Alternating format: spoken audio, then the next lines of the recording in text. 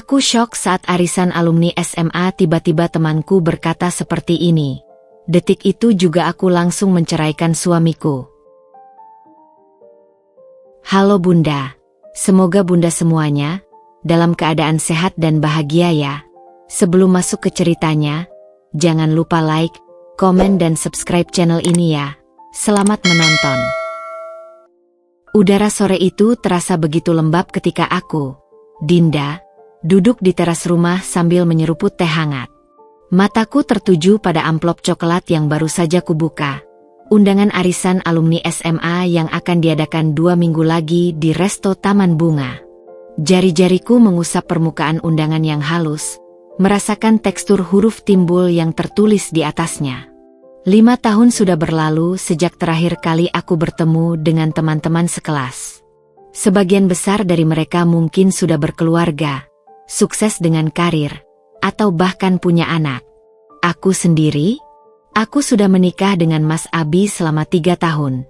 Tapi belakangan ini, hubungan kami seperti berjalan di tempat. Aku menarik napas dalam-dalam, mencoba mengusir pikiran negatif yang selalu menghantuiku akhir-akhir ini. Mas Abi, suamiku yang dulu begitu perhatian, kini lebih sering sibuk dengan dunianya sendiri. Awalnya, aku mengira itu karena tekanan pekerjaan.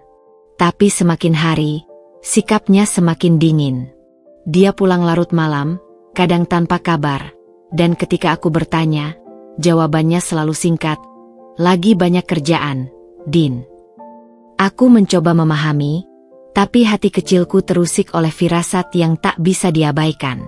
Saat sedang merenung, ponselku bergetar. Sebuah pesan dari Hani, sahabatku semasa SMA. "Din, lo dateng kan ke arisan? Jangan bilang lo mau ngibrit lagi kayak tahun lalu." Aku tersenyum kecut. Tahun lalu, aku memang membatalkan kehadiran di acara serupa karena alasan pekerjaan. Atau lebih tepatnya, karena Mas Abi tiba-tiba mengajakku jalan-jalan keluar kota di hari yang sama. Saat itu, aku senang karena pikirannya akhirnya kembali padaku.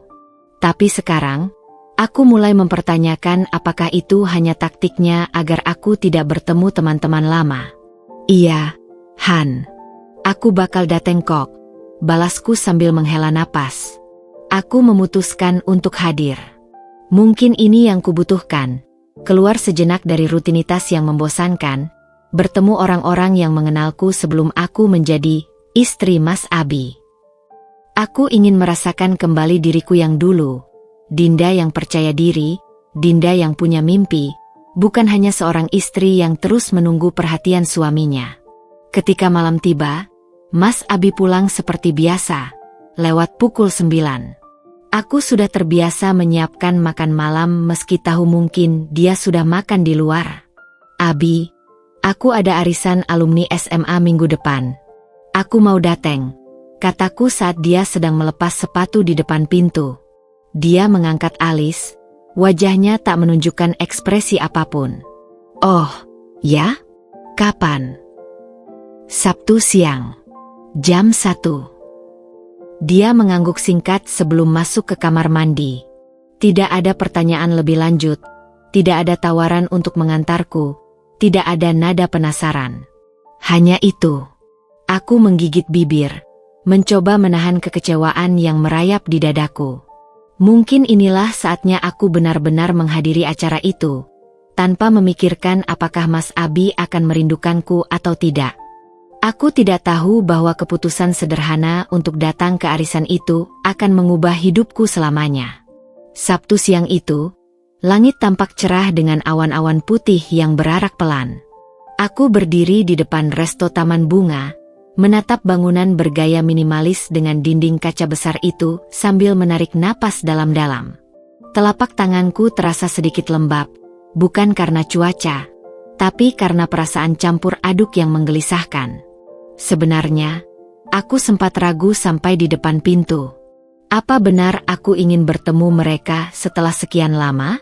Apa mereka masih mengingatku sebagai Dinda yang dulu? Atau kini hanya melihatku sebagai istri Mas Abi? Dengan langkah mantap, aku mendorong pintu kaca itu. Suara riuh rendah obrolan langsung menyambutku, diiringi aroma harum kopi dan makanan yang menggugah selera. Mataku langsung menangkap sekelompok orang yang sudah berkumpul di sudut ruangan, dihiasi tawa dan canda yang begitu akrab. "Dinda, akhirnya lo dateng juga." Suara itu membuatku menoleh. Hani, sahabatku semasa SMA, sedang melambai-lambaikan tangannya dari meja besar di tengah. Wajahnya masih sama seperti dulu, mata yang selalu berbinar, senyum lebar yang menular. Hanya sekarang rambut pendeknya yang dulu sebahu sudah berganti menjadi potongan bob yang rapi. Aku segera menyambutnya, dan dalam hitungan detik, rasanya seperti kembali ke masa lalu. Pelukan hangatnya membuat sebagian kegelisahanku menguap. "Aduh, lama banget nggak ketemu, Han. Lo aja yang susah diajak kumpul," goda Hani sambil menarik kursi di sebelahnya untukku. "Gue sampai kira lo bakal batal lagi."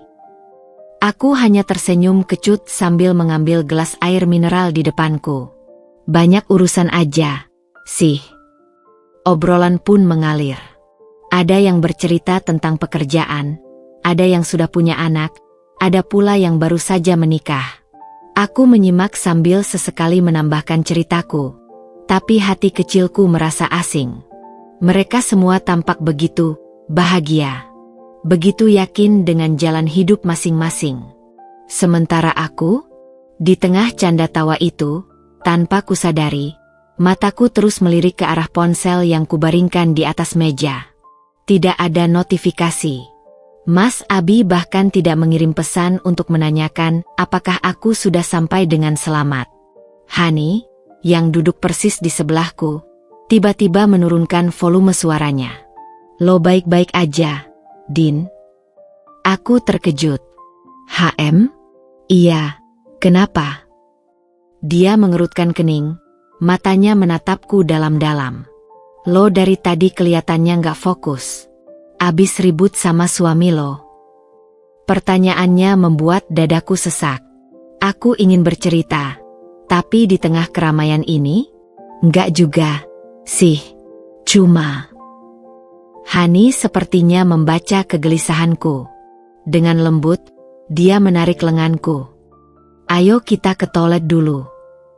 Begitu pintu toilet tertutup, air mataku yang kutahan sejak tadi akhirnya menetes.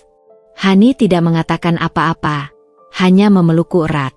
"Gue tahu ada yang gak beres," bisiknya. "Cerita aja ke gue." Dan seperti bendungan yang jebol, semua keluh kesahku selama ini akhirnya keluar. Tentang Mas Abi yang semakin menjauh, tentang pernikahan kami yang terasa hambar, tentang perasaanku yang terus diabaikan. Hani mendengarkan dengan serius. Wajahnya semakin keruh saat ceritaku berlanjut. "Din." Dia menghela napas panjang. "Gue gak mau ikut campur, tapi gue gak tega lihat lo dibohongi." Jantungku berdegup kencang. "Apa maksudmu?" Dia mengeluarkan ponselnya, wajahnya ragu-ragu. "Gue gak sengaja lihat mereka 3 hari lalu di Grand Mall. Awalnya gue kira salah lihat, tapi..." Jari-jarinya membuka galeri foto, lalu menyerahkan ponsel itu padaku. Dan di sana, di layar ponsel Hani, terpampang jelas foto Mas Abi sedang duduk berduaan dengan seorang wanita di sebuah kafe mewah. Bukan sekadar makan bersama, tapi tangannya menggenggam erat jemari wanita itu. Wajahnya yang biasanya dingin padaku sekarang terlihat begitu hangat dan penuh kasih sayang. Dunia seakan berhenti berputar. "Wanita itu, siapa?" tanyaku dengan suara yang bahkan tidak kukenal. Hani menggeleng. "Gue nggak kenal, tapi dari cara mereka, kayaknya udah lama dekat." Aku menatap foto itu lebih lama, mencoba mencari-cari alasan, pembenaran, apapun yang bisa membuat gambar ini tidak seburuk kenyataannya. Tapi semakin kulihat, semakin jelas pengkhianatan itu. Ponselku tiba-tiba bergetar. Sebuah pesan masuk dari Mas Abi. "Pulang jam berapa? Jangan lupa sore ada acara keluarga." Aku menatap pesan itu dengan perasaan hampa. Keluarga? Dia masih berani menyebut kita keluarga? Udara di dalam toilet restoran terasa pengap, namun tubuhku justru menggigil seperti berada di tengah badai salju. Jari-jariku gemetar mencoba memperbesar foto di ponsel Hani, seolah-olah dengan melihat lebih dekat, gambar itu akan berubah menjadi sesuatu yang lain. Bukan suamiku sendiri yang sedang menggenggam tangan wanita lain dengan penuh keintiman. Kapan foto ini diambil? Tanyaku, suaraku serak seperti baru menangis berjam-jam padahal air mata belum sempat mengalir. Syok yang terlalu dalam membuat tubuhku seolah lumpuh. Hani menghela napas panjang. 3 hari yang lalu, aku sedang meeting klien di Grand Mall, kebetulan melihat mereka di kafe lantai dasar. Tangannya meraih ponselku yang nyaris terjatuh. Dinda, aku benar-benar tidak bermaksud ikut campur, tapi aku tahu. Potongku cepat. Aku tahu, Han. Mataku kembali tertuju pada gambar itu. Mas Abi mengenakan kemeja biru tua yang kubelikan bulan lalu. Kemeja yang kupilih khusus karena katanya warna itu membuatnya terlihat lebih berwibawa. Sekarang kemeja itu dikenakannya untuk berkencan dengan wanita lain. Wanita itu sendiri mungkin sekitar usia kami, rambut lurus sebahu, dengan senyum manis yang ditujukan hanya untuk suamiku. Ada sesuatu yang familiar dari wajahnya, tapi otakku yang kalut tak mampu mengingat di mana pernah melihatnya sebelumnya. Hani membuka galeri lagi. Ada video pendek juga, tapi mungkin lebih baik tidak. Perlihatkan. Desakku. Suaraku tiba-tiba keras.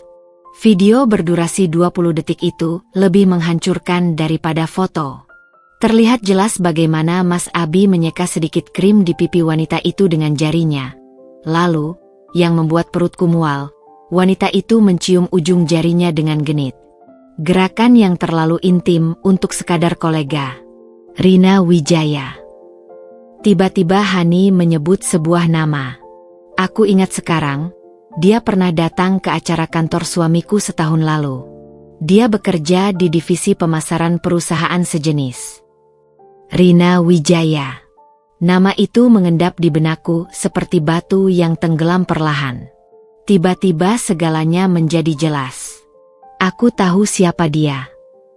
Suaraku datar. Dia sering disebut-sebut Abi dalam obrolan kerja.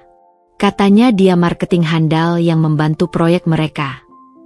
Kenangan demi kenangan berputar di kepalaku. Betapa sering Mas Abi bercerita tentang ide-ide brilian Rina. Betapa dia selalu memuji presentasi Rina.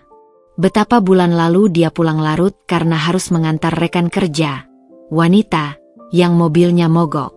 Tanpa kusadari, tanganku sudah menekan tombol panggilan di ponsel. Hani mencoba menahanku. Dinda, mungkin lebih baik tenangkan diri dulu. Tapi telepon sudah tersambung. Suara Mas Abi yang biasa-biasa saja menyapa dari seberang. Ya, Din. Kita selesai, Abi. Kalimat itu keluar dengan sendirinya. Suaraku anehnya sangat tenang. Aku tahu semuanya. Tentang Rina. Diam sejenak. Lalu tawa pendek yang membuat darahku mendidih. Dinda, kamu salah paham. Itu cuma rekan kerja. Aku punya fotonya, Mas. Sergahku.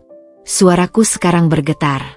Foto dan video kau menggenggam tangannya di Grand Mall 3 hari lalu. Keheningan yang menyakitkan. Kemudian suaranya berubah, lebih rendah. Dinda, kita bicara baik-baik di rumah. Tidak ada lagi yang perlu dibicarakan. Potongku. Aku pulang sekarang untuk mengambil barang-barangku. Surat cerai akan menyusul.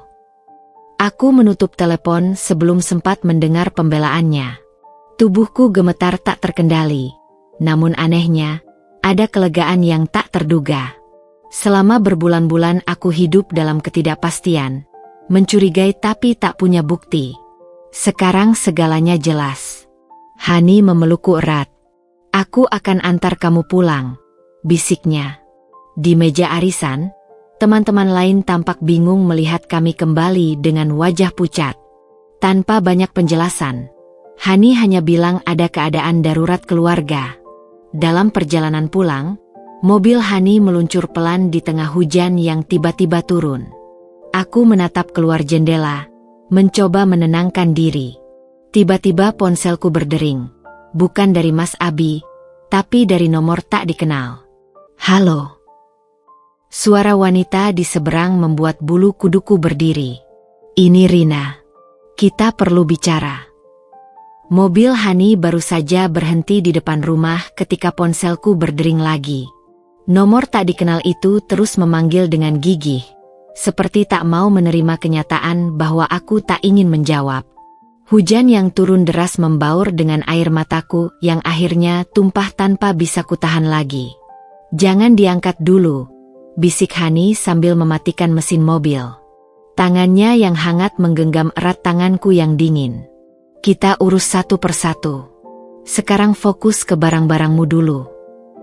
Aku mengangguk lesu, tapi pikiran masih tertuju pada suara Rina tadi. Apa yang bisa dia katakan? Permintaan maaf? Pembenaran? Atau malah, nafas tercekat di tenggorokanku. Dia akan menyombongkan hubungan mereka? Pintu rumah terbuka sebelum sempat kumasukkan kunci. Mas Abi berdiri di sana dengan wajah pucat. Matanya sembab seperti orang yang tak tidur semalaman. Dinda, kita perlu bicara. Aku hanya mengambil barang-barangku, potongku, berusaha menjaga suara tetap stabil sambil menyusuri lorong yang dulu kupasang foto pernikahan kami. Sekarang setiap kenangan terasa palsu. Dia mengikutiku ke kamar. Tangan terbuka seperti ingin memeluk. Ini semua salah paham. Rina itu hanya... Jangan, teriakku tiba-tiba, suaraku pecah. Jangan kau hinakan aku lagi dengan kebohonganmu. Sudah cukup bulan-bulan aku hidup dalam keraguan, mempertanyakan setiap keterlambatanmu, setiap alasanmu yang tak masuk akal. Mas Abi terdiam. Untuk pertama kalinya dalam 3 tahun pernikahan kami, dia tak punya kata-kata. Hani yang bijak segera mengambil koper besar dari lemari, dan mulai mengisinya dengan pakaian dan barang-barang pentingku. Aku sendiri seperti robot, mengambil dokumen-dokumen penting dari laci meja kerja, sertifikat tanah warisan orang tuaku, tabungan pribadi, surat-surat berharga. Kau bahkan tak menyangkal, desisku tiba-tiba, menyadari betapa mudahnya dia menerima pengakuan bersalah ini. Dia menjatuhkan diri di tepi tempat tidur, wajah tertanam di telapak tangan. Aku tak tahu harus mulai dari mana. Mulailah dari kebenaran. Hardikku, suaraku menggema di ruangan yang dulu penuh cinta ini. Sudah berapa lama? Sejak kapan kau dan dia? Dia mengangkat wajah, air mata mengalir deras. 6 bulan. 6 bulan. Kata-kata itu seperti pisau yang menancap di dada. Selama setengah tahun, sementara aku berusaha menjadi istri yang baik, dia sibuk dengan permainan hatinya. Hani yang sedang mengumpulkan perhiasanku tiba-tiba berhenti. Dinda, lebih baik kita cepat pergi. Kakakmu sudah menunggu di apartemen. Tapi langkahku terhenti ketika melihat Mas Abi mengeluarkan sesuatu dari saku celananya. Sebuah kotak perhiasan kecil. Aku sebenarnya sudah memesan cincin ini, katanya dengan suara serak, membuka kotak itu untuk menunjukkan sebuah cincin berlian yang indah. Untuk ulang tahun pernikahan kita bulan depan. Aku berniat mengakhiri hubungan dengan Rina. Jangan, teriakku, menepis kotak itu hingga terjatuh. Jangan kau nodai lagi hubungan kita dengan kebohonganmu. Jika kau benar-benar berniat mengakhirinya, tak akan ada foto dan video itu. Suara ribut kami rupanya menarik perhatian tetangga. Beberapa wajah penasaran terlihat dari balik jendela rumah sebelah. Rasa malu yang dalam menyergapku. Kami yang dulu pasangan idaman kompleks, sekarang menjadi tontonan memalukan. Hani segera menarik lenganku. Ayo pergi, Din. Ini sudah cukup. Dengan langkah goyah, aku mengikuti Hani keluar rumah. Tapi sebelum melewati pintu, Mas Abi tiba-tiba berlutut. Aku menyesal. Beri aku kesempatan. Kesempatan. Aku berbalik, air mata mengalir deras. Kau sudah mengambil segalanya dariku, Abi. Kepercayaanku, harga diriku, bahkan waktuku. Sekarang biarkan aku pergi dengan sisa-sisa kehormatan yang masih kumiliki. Mobil Hani meluncur pergi di bawah hujan deras, meninggalkan rumah yang dulu kubangun dengan cinta, meninggalkan pria yang kukira akan mencintaiku selamanya. Di jok belakang, teleponku berdering lagi, masih nomor tak dikenal itu. Dengan gemetar, kuangkat telepon. Apa lagi yang kau inginkan? Suara Rina di seberang terdengar tak sepercaya diri seperti tadi. Dinda, aku tak tahu kalian masih. Simpan permintaan maafmu untuk neraka. Potongku sebelum menutup telepon dengan keras. Hujan di luar semakin deras, seperti langit yang turut menangis bersamaku. Tapi di tengah semua kehancuran ini, ada satu hal yang kusadari. Aku masih bisa bangkit. Dan aku akan bangkit, lebih kuat dari sebelumnya. Minggu pertama setelah meninggalkan rumah bersama Mas Abi terasa seperti berjalan di lorong waktu yang tak berujung. Apartemen kecil milik kakakku, Rendra, menjadi tempat persinggahanku sementara. Awalnya, aku hanya bisa berbaring di kasur, menatap langit-langit kosong, membiarkan hari-hari berlalu tanpa makna. Setiap malam, bayangan Mas Abi dan Rina muncul dalam mimpiku, diselingi kilasan kenangan manis yang sekarang terasa begitu palsu. Pada hari ke-8, Rendra yang biasanya sabar akhirnya tak tahan. Dia membuka tirai kamarku dengan kasar, membiarkan cahaya matahari pagi menyapu ruangan yang selama ini kubuat senyap. "Din, cukup," hardiknya sambil menarik selimut yang kugunakan untuk menyembunyikan diri. "Aku mengerti kamu terluka, tapi kamu tidak boleh membiarkan dirimu hancur karena seorang pengkhianat." Mataku yang bengkak menatapnya kosong. Apa yang harus kulakukan, Kak? Aku tidak punya apa-apa lagi. Bohong. Rendra duduk di tepi tempat tidur, wajahnya berubah lembut. Kamu masih punya bakat memasakmu. Ingat bagaimana dulu kamu selalu membuat kue ulang tahun untuk keluarga? Bahkan teman-teman kantorku sampai memesan setelah mencicipi kue karamelmu itu. Kenangan akan kue-kue yang dulu kubuat dengan penuh cinta menyentuh sesuatu di dalam diriku. Tapi kemudian bayangan Mas Abi yang selalu memuji kue kuku muncul, dan dadaku kembali sesak.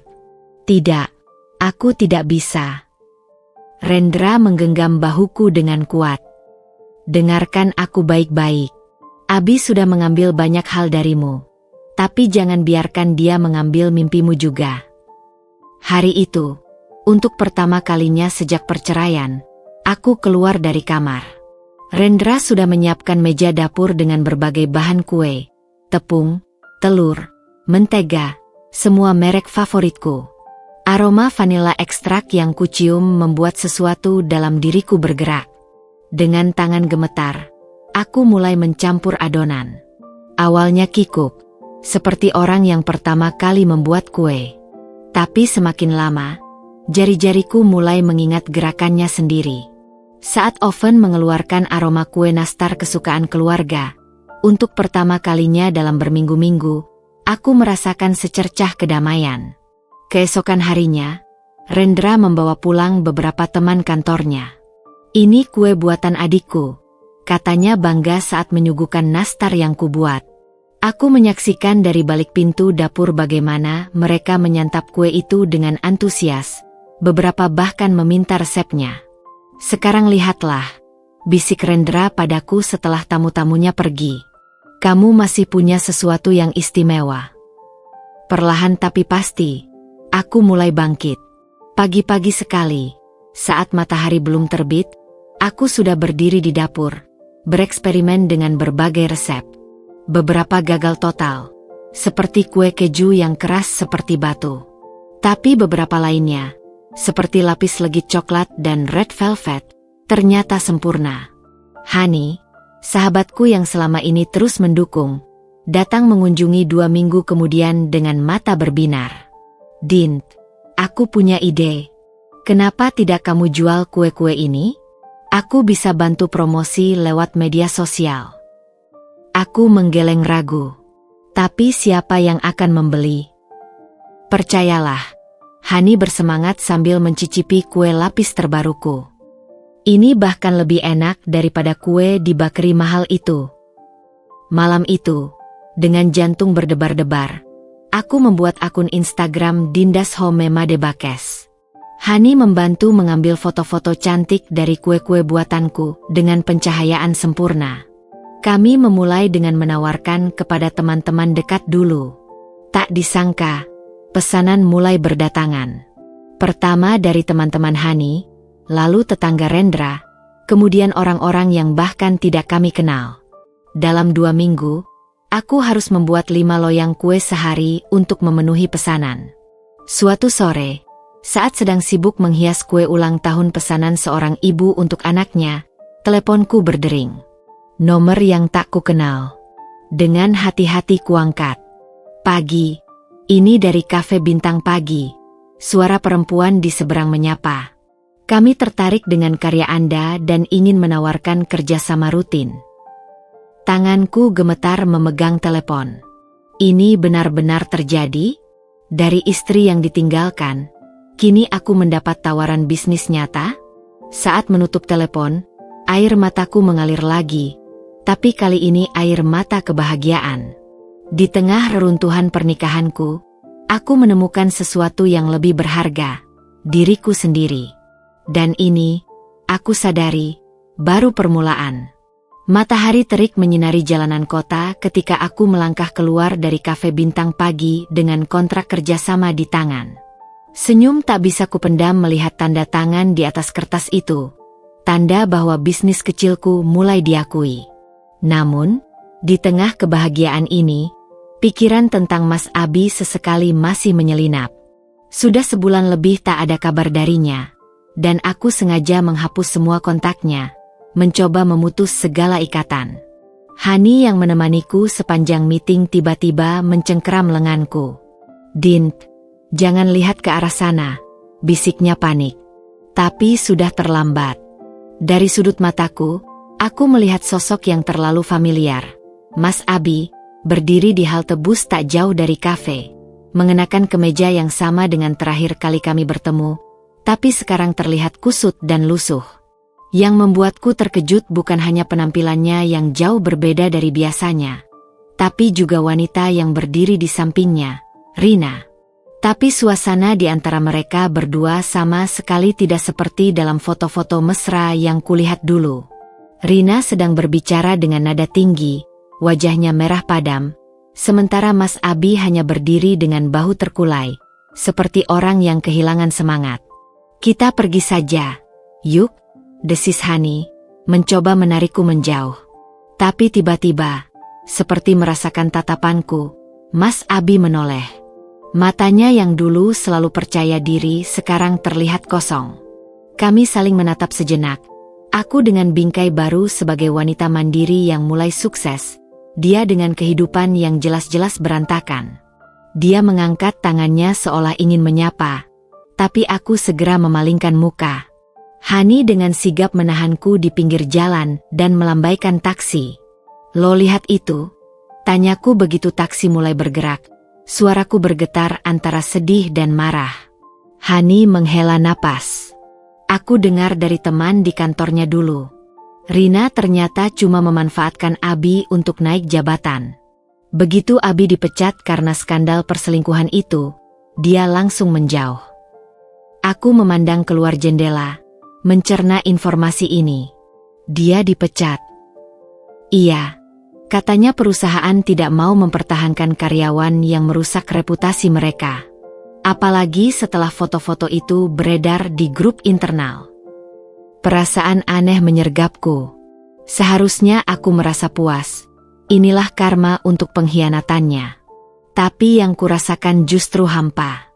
Keesokan harinya, saat sedang sibuk menyiapkan pesanan kue untuk kafe, telepon rumah Rendra berbunyi. Aku mengangkat karena Rendra sedang keluar. "Halo." Suara di seberang membuatku membeku. Dinda, ini aku. Mas Abi. Suaranya serak, seperti orang yang tidak tidur berhari-hari. Apa yang kau inginkan? Kataku dingin, mencoba menahan gemetar di tanganku. Aku tahu aku tidak berhak menelepon. Tapi aku ingin minta maaf. Sungguh. Dia terdiam sejenak. Aku kehilangan segalanya. Dinda.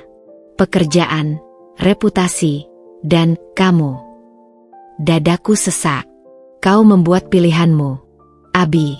Sekarang hiduplah dengan konsekuensinya. Tapi Rina. Jangan salahkan Rina.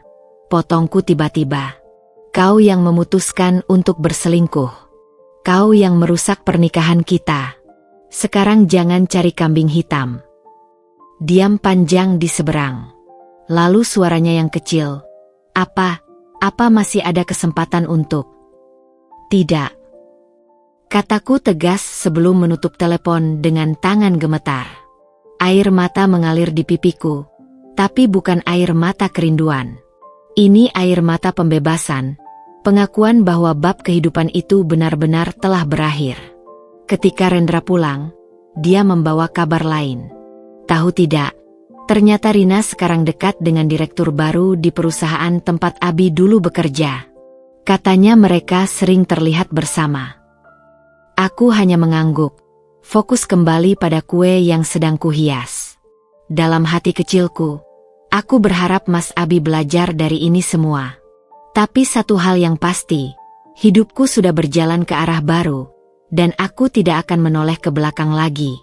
Keesokan harinya, di sore itu, sambil menikmati teh hangat dan kue hasil buatanku sendiri, aku menyadari sesuatu. Karma memang datang dengan caranya sendiri, tapi kebahagiaanku tidak bergantung pada penderitaan orang lain. Aku bisa bahagia dengan jalanku sendiri. Hujan deras mengguyur kota ketika aku menerima telepon dari nomor yang tidak dikenal. Suasana dapur apartemenku yang biasanya penuh dengan aroma vanila dan kayu manis pagi itu terasa lebih pengap. Mungkin karena cuaca atau karena firasat buruk yang tiba-tiba menyergapku. Dinda? Ini Pak Handoko dari PT Sentosa Multifinance. Suara di seberang telepon membuatku membeku. Tangan yang sedang mengaduk adonan kue berhenti seketika.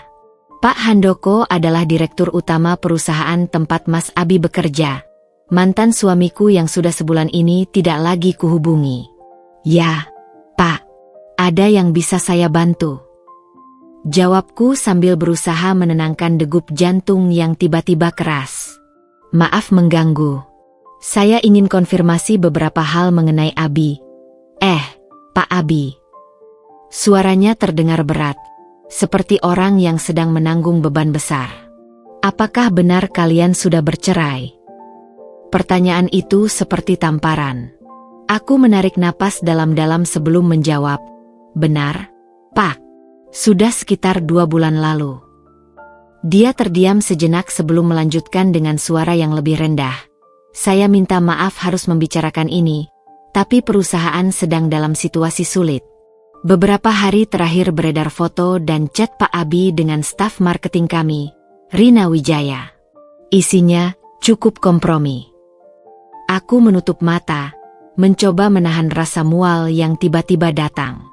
Jadi skandal itu akhirnya terbongkar juga di kantornya. Kami sudah melakukan investigasi internal. Lanjut Pak Handoko.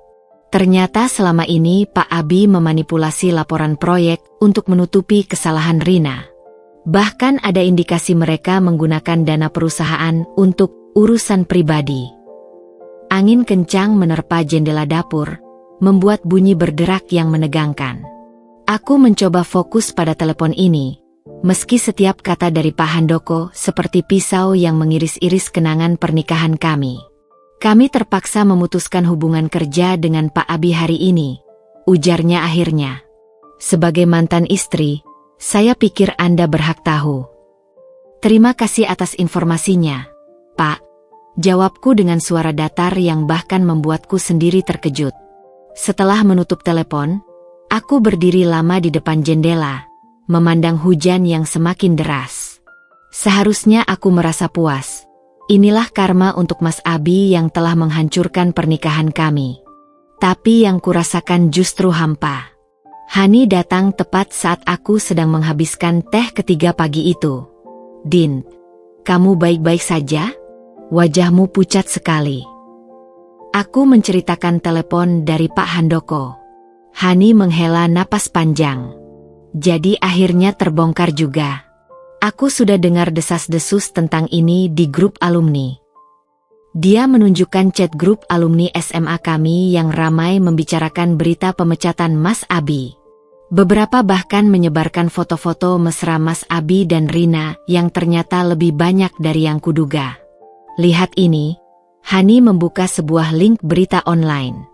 Judulnya membuat dadaku sesak. Manajer keuangan PT Sentosa dipecat atas dugaan penyalahgunaan jabatan dan perselingkuhan dengan bawahan. Artikel itu dilengkapi dengan pernyataan resmi perusahaan yang menyebutkan pemecatan Mas Abi karena melanggar kode etik perusahaan. Yang lebih mengejutkan, Rina ternyata hanya mendapat surat peringatan. Tampaknya dia berhasil melemparkan semua kesalahan pada Mas Abi. Abi benar-benar kehilangan segalanya. Ya, gumamku tanpa sadar. Hani memegang bahuku kuat strong. Dia yang memilih jalan itu. Din, bukan kamu yang harus merasa bersalah. Aku mengangguk, tapi pikiran terus melayang pada nasib Mas Abi. Pria yang dulu begitu bangga dengan karirnya, yang selalu memamerkan promosi jabatannya, sekarang menjadi bahan gunjingan. Teleponku berdering lagi, kali ini dari kakakku, Rendra. Din, kamu dengar berita tentang Abi? Sudah, jawabku singkat. Baik, aku telepon karena tadi pengacara kita menghubungi. Ternyata Abi mencoba menghubungi kantor hukum untuk meminta revisi perjanjian cerai. Dia ingin mengurangi nilai tunjangan yang harus dibayarkan padamu. Aku terkekeh getir. Jadi setelah kehilangan pekerjaan, sekarang dia mencoba mengambil uang dariku juga. Tenang, kita tidak akan membiarkannya, kata Rendra tegas. Dengan bukti perselingkuhan dan sekarang pemecatan karena skandal, posisinya sangat lemah di pengadilan. Saat menutup telepon, aku melihat hujan mulai reda. Sinar matahari perlahan menembus awan kelabu. Seperti hidupku, setelah badai, kini mulai terang kembali. Aku mengambil mangkuk adonan lagi dan mulai mengaduk dengan penuh semangat.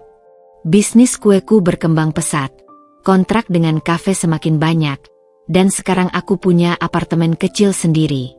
Sementara Mas Abi, dia harus menghadapi konsekuensi dari semua pilihannya. Tapi anehnya, di balik semua ini, yang kurasakan bukan kebencian atau keinginan balas dendam. Yang ada justru rasa syukur, karena pengkhianatannya telah membawaku pada jalan hidup yang lebih baik. Matahari baru saja terbit ketika aku tiba di rumah orang tuaku di Bandung setelah berbulan-bulan tidak pulang. Aroma khas kopi robusta dan kue bolu kukus kesukaan ayah menyambutku di teras rumah. Namun, suasana hangat itu seketika berubah ketika melihat raut wajah bundaku yang tegang dan mata ayah yang memancarkan amarah. Jadi benar dia berani melakukan itu padamu. Ayah menggebrak meja hingga gelas kopinya bergoyang. Anak Harun itu ternyata tidak punya harga diri. Aku menarik napas dalam-dalam sebelum duduk di kursi kayu yang sudah puluhan tahun menemani keluarga kami. Sudah, ya, ini urusanku. Aku sudah bisa mengatasinya sendiri. Tidak. Bunda tiba-tiba menyergap. Tangannya menggenggam erat tanganku. Dia tidak hanya mengkhianatimu, Dinda. Dia mempermalukan seluruh keluarga kita. Kakakku, Rendra, yang datang bersama aku dari Jakarta mengangguk serius. Bunda benar. Apalagi setelah kemarin dia berani meminta revisi perjanjian cerai. Itu penghinaan kedua. Aku menatap keluar jendela, mencoba menenangkan diri. Pohon mangga di halaman yang dulu sering kupanjat sekarang terlihat lebih tinggi dan rindang. Seperti rasa sakitku, semakin waktu berlalu, justru semakin dalam berakar. Om Tono dari Divisi Hukum BUMN sudah aku hubungi. Ayah mengatakannya dengan suara rendah yang berbahaya. Perusahaan tempat Abi melamar kerja baru akan mendapat informasi lengkap tentang integritas mantan menantuku ini. Yah, tidak perlu sampai. Dan Pak D. Anton di bank akan memastikan pengajuan kreditnya ditolak. Sambung ayah, mengabaikan protesku. Matanya yang biasanya teduh sekarang berbinar dengan amarah yang dingin. Bunda menambahkan sambil menyusun dokumen-dokumen di meja. Aku sudah bicara dengan Bu RT-nya dulu. Seluruh arisan ibu-ibu kompleks perumahannya akan mendapat edisi spesial buletin bulan ini, termasuk artikel tentang bahaya perselingkuhan dengan bukti kasus nyata. Aku tercekat melihat betapa keluargaku dengan cepat membangun aliansi balas dendam. Rendra bahkan sudah menyiapkan draft gugatan hukum untuk menuntut kembali harta Gonogini yang digunakan Mas Abi selama hubungan dengan Rina. Kalian semua ini berlebihan, bisikku, tapi suaraku tenggelam dalam rencana-rencana pembalasan yang semakin detil. Saat makan siang, sepupuku Adit datang dengan laptopnya. Dinda, lihat ini, katanya sambil membuka sebuah forum online. Ternyata dia sudah membuat thread panjang berisi kronologi perselingkuhan Mas Abi di sebuah forum finansial tempat para profesional berkumpul. Komentarnya sudah lebih dari 100, ujar Adit bangga. Banyak yang mengenalinya dan berjanji akan blacklist dia dari industri keuangan. Perutku mual melihat semua ini. Aku bangkit dari meja makan dan lari ke kamar mandi. Di balik pintu tertutup, akhirnya aku menangis. Bukan untuk Mas Abi, tapi untuk kekejaman dunia. Bagaimana sebuah kesalahan bisa berubah menjadi bola salju yang menghancurkan segala hal. Ketika aku keluar, Bunda sudah menunggu dengan wajah khawatir. Kamu baik-baik saja, Nak? Aku menggeleng. Bunda, tolong hentikan semua ini. Aku tidak ingin menjadi seperti dia, penuh dendam dan kebencian. Bunda memelukku erat. Ini bukan dendam, sayang. Ini keadilan. Dan keluarga kita selalu membela keadilan. Malam itu, sambil berbaring di kamar lamaku yang masih sama sejak SMA, aku menerima pesan dari Hani. Din, kamu lihat grup alumni? Ternyata Rina sudah resign dari kantornya. Katanya dapat tawaran kerja di Singapura. Lalu pesan kedua. Oh iya, Abi tadi menelepon aku. Dia minta nomormu. Tapi tenang, aku tidak kasih. Aku mematikan ponsel dan memandang langit-langit kamar. Di luar, aku mendengar ayah masih berdiskusi dengan Rendra tentang strategi hukum. Aku menyadari sesuatu. Keluarga mungkin sedang membalas dendam untukku, tapi hidupku sendiri sudah bergerak maju. Besok pagi, aku akan kembali ke Jakarta. Ke dapur kecilku, ke bisnis yang kubangun dari nol, ke hidup baru yang sama sekali tidak menyisakan ruang untuk Mas Abi, atau untuk dendam yang tidak kuinginkan. Pagi itu, cahaya matahari musim kemarau menyinari dapur kecil di apartemen baruku dengan sempurna. Aroma buttercream vanila dan coklat premium memenuhi ruangan sementara tanganku dengan lihai menyempurnakan dekorasi kue pesanan seorang selebriti untuk ulang tahun anaknya. 2 bulan lalu, aku bahkan tidak bisa membayangkan bisa berada di posisi ini, memiliki bisnis kue yang mulai dikenal di kalangan elit Jakarta, tinggal di apartemen minimalis di kawasan strategis, dan yang terpenting, bisa tersenyum lagi dengan tulus. Telepon berdering, mengganggu konsentrasiku yang sedang menyelesaikan hiasan bunga gula di atas kue 3 tingkat itu. Dinda S. Homemade Bakes, ada yang bisa saya bantu?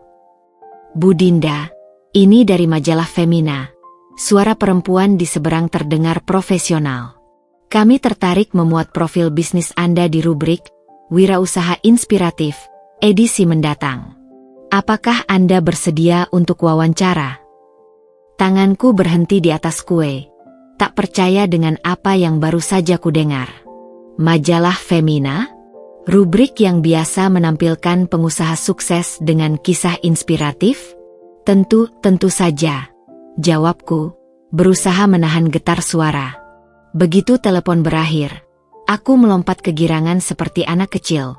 Tak peduli tangan masih penuh butir ceream. Ponsel segera kuambil lagi untuk berbagi kabar gembira ini dengan Hani, yang sejak awal mendukungku. Wah, berarti sebentar lagi kamu akan terkenal. Hani bersorak lewat telepon. Aku sudah bilang kan, kue-kue kamu spesial banget. Senyumku semakin lebar ketika melihat notifikasi email masuk. Cafe Bintang Pagi, klien pertamaku, ingin memperpanjang kontrak dengan jumlah pesanan yang meningkat 3 kali lipat. Belum lagi pesanan-pesanan individu yang terus berdatangan melalui media sosial. Namun, di tengah euforia ini, sebuah pesan WhatsApp masuk dari nomor tak dikenal membuat jemariku membeku. Dinda, aku tahu aku tidak pantas menelepon. Tapi bisakah kita bertemu? Aku ingin mengembalikan beberapa barangmu yang masih tertinggal. Tak perlu melihat kontaknya. Aku langsung tahu itu Mas Abi. Napasku sesaat tersendat. Sudah hampir 3 bulan kami tidak berkomunikasi sama sekali. Sejak perceraian kami final dan aku memutuskan semua hubungan. Jemariku menari di atas layar ponsel, antara akan membalas atau menghapus pesan itu. Akhirnya, kuputuskan untuk menjawab singkat. Barang-barang itu bisa dibuang atau disumbangkan. Saya tidak membutuhkannya lagi. Lalu, dengan keteguhan hati yang baru kumiliki, kublokir nomor tersebut. Bukan karena kebencian, tapi karena aku sudah memilih untuk sepenuhnya melangkah ke babak baru kehidupan. Siang itu, saat sedang istirahat menikmati salad dan teh hangat, Rendra menelepon. Din, kamu dengar kabar terbaru tentang Abi? Aku tidak tertarik dengan kabar tentang dia, jawabku sambil mengunyah potongan alpukat. Tapi ini penting, Rendra bersikeras. Dia mencoba melamar kerja di perusahaan startup fintech temanku. Tapi begitu HRD melakukan background check dan menemukan kasusnya di perusahaan sebelumnya, lamaran langsung ditolak. Aku menghela napas.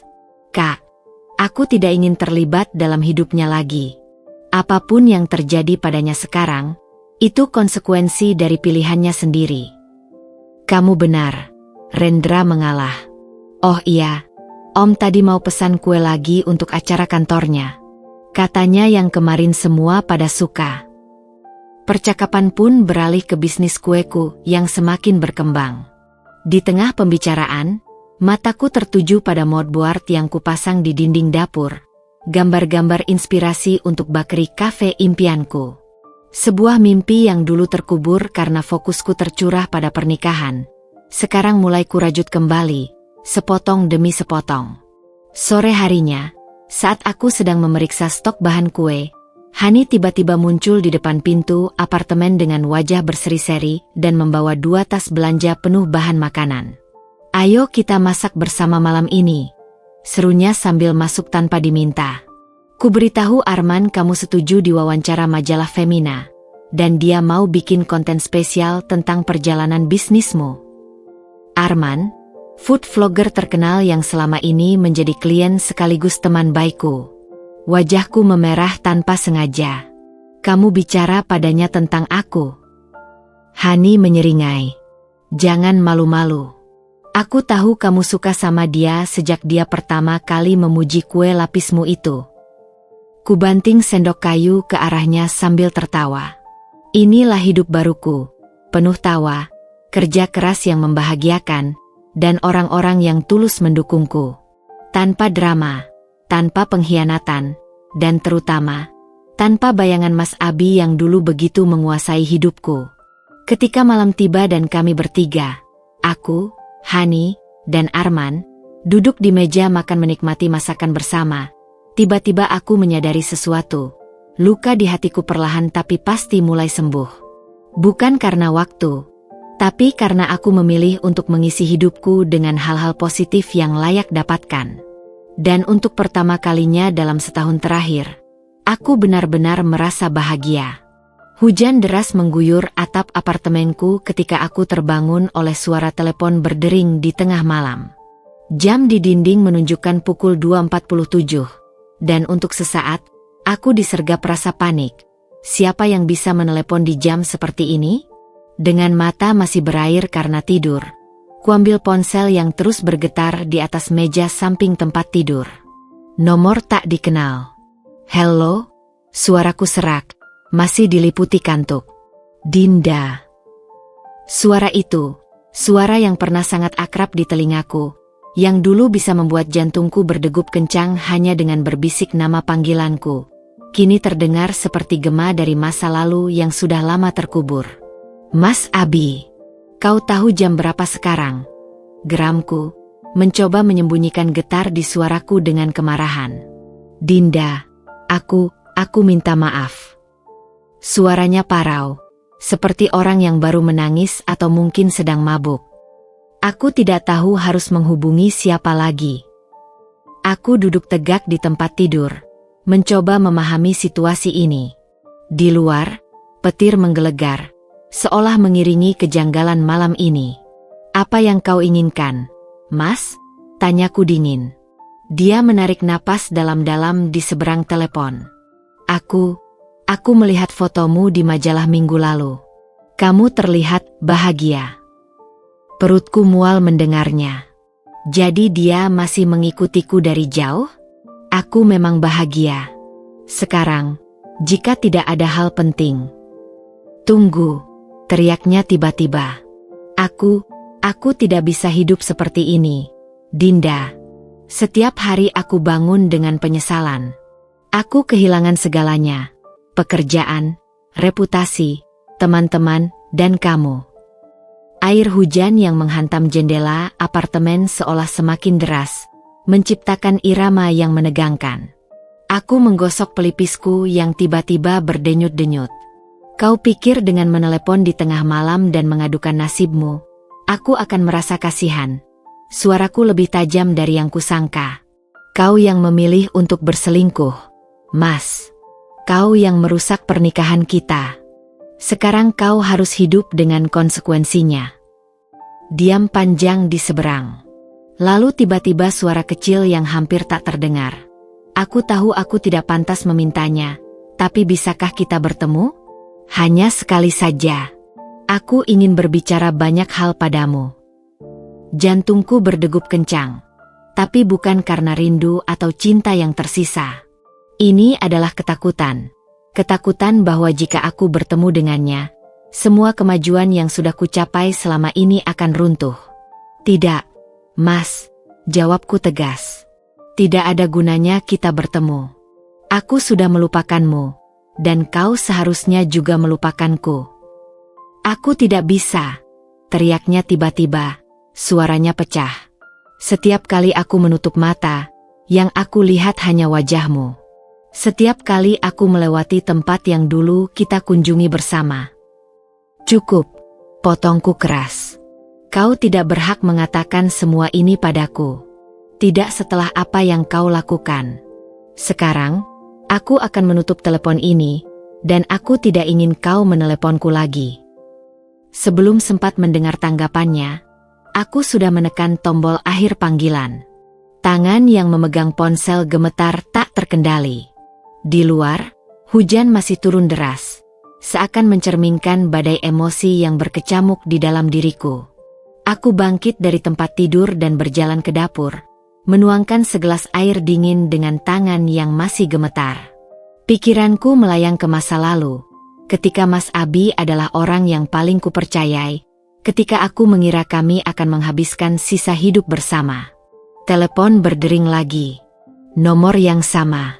Dengan gerakan tegas, aku mematikan ponsel dan meletakkannya di atas meja. Tidak lagi.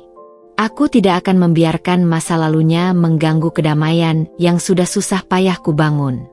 Keesokan paginya, saat matahari mulai menembus awan sisa hujan semalam, kubuka kembali ponselku. Ada 5 panggilan tak terjawab dan 3 pesan teks dari nomor yang sama. Tanpa membacanya, kuhapus satu persatu, lalu memblokir nomor tersebut untuk selamanya. Di meja makan, Hani yang menginap semalam karena hujan sudah menyiapkan sarapan. "Kamu baik-baik saja?" Semalam aku dengar suaramu dari kamar tamu, katanya dengan wajah penuh kekhawatiran. Aku menghela napas. Mas Abi menelepon. Hani mengerutkan kening. Jam 2 pagi? Dia gila. Kurasa dia sedang tidak dalam keadaan baik, jawabku sambil mengoleskan selai pada roti panggang. Tapi anehnya, yang kurasakan bukan lagi sakit hati atau kemarahan. Hanya sebuah pengakuan bahwa itu semua sudah menjadi bagian dari masa lalu yang tak lagi memiliki tempat di hidupku sekarang. Kamu mau aku bicara padanya? Tawar Hani. Aku menggeleng, tersenyum kecil. Tidak perlu. Aku sudah memutuskan untuk tidak membiarkan masa lalu mengganggu masa depanku lagi. Pagi itu, saat kami berjalan menuju Bakery Cafe tempat aku akan bertemu dengan calon investor, aku menyadari sesuatu yang penting. Kebahagiaanku sekarang bukanlah karena Mas Abi menderita, tapi karena aku telah berhasil membangun kehidupan baru yang lebih baik tanpa dia. Dan itu, pikirku sambil menikmati hangatnya sinar matahari pagi di wajah, adalah karma terbaik untuk semua pengkhianatannya. Pagi itu, aroma kopi robusta dan kue cinnamon roll segar memenuhi Bakery Cafe kecilku yang baru saja buka. Tanganku sibuk menyusun display kue di etalase ketika bel pintu berbunyi. Arman masuk dengan wajah berseri-seri, membawa 2 cangkir kopi dari kedai favorit kami. Special delivery untuk chef tercantik di Jakarta, godanya sambil mencium pipiku.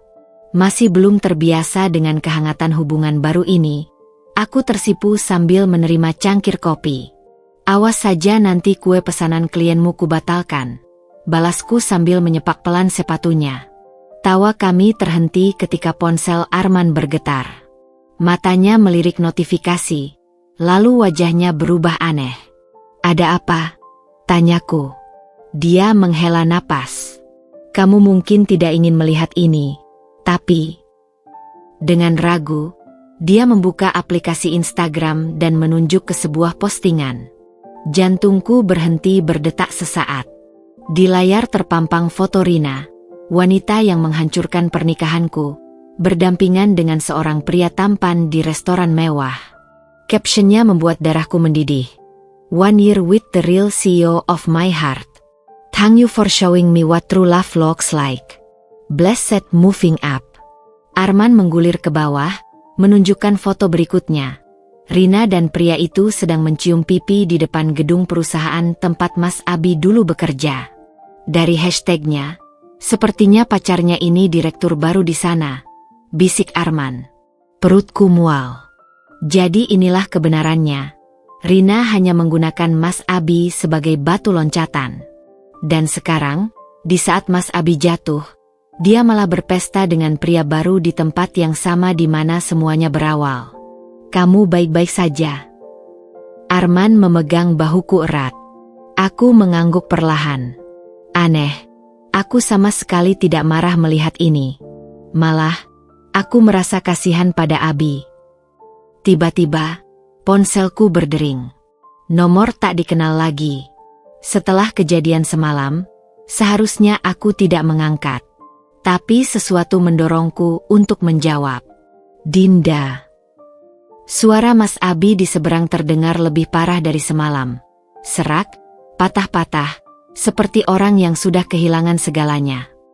Aku lihat kamu sudah punya pacar baru. Dingin menyebar di tulang belakangku. Jadi dia memantau media sosialku juga? Itu bukan urusanmu lagi, Abi. Tapi aku juga baru lihat postingan Rina. Suaranya pecah. Dia bersama pria baru. Di kantorku dulu. Sepertinya mereka sudah lama. Aku menutup mata, mencoba mengumpulkan kesabaran. Abi, dengarkan baik-baik. Aku tidak ingin terlibat dalam hidupmu lagi. Apa yang terjadi antara kamu dan Rina? Dia mempermainkanku. Dinda, teriaknya tiba-tiba. Aku baru tahu dari teman di kantor bahwa mereka sudah dekat sejak setahun lalu. Selama ini aku hanya menjadi alatnya. Hawa negatif dari telepon itu terasa begitu kuat hingga membuatku menggigil. Arman, yang memperhatikan perubahan ekspresiku, segera mengambil alih ponsel. "Maaf, Mas, tapi Dinda tidak ingin diganggu lagi. Urus saja masalahmu sendiri." Dengan gerakan tegas, dia menutup telepon. Suasana Bakri Cafe yang biasanya ceria tiba-tiba terasa suram. Aku terjatuh di kursi terdekat, kepala berdenyut-denyut. Arman segera berlutut di sampingku, memegang kedua tanganku.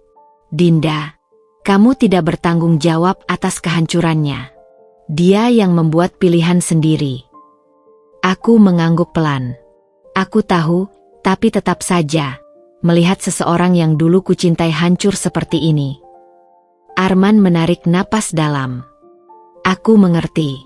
Tapi ingat, dia tidak segan menyakiti kamu dulu. Karma itu nyata, dan sekarang dia sedang menuai apa yang dia tabur."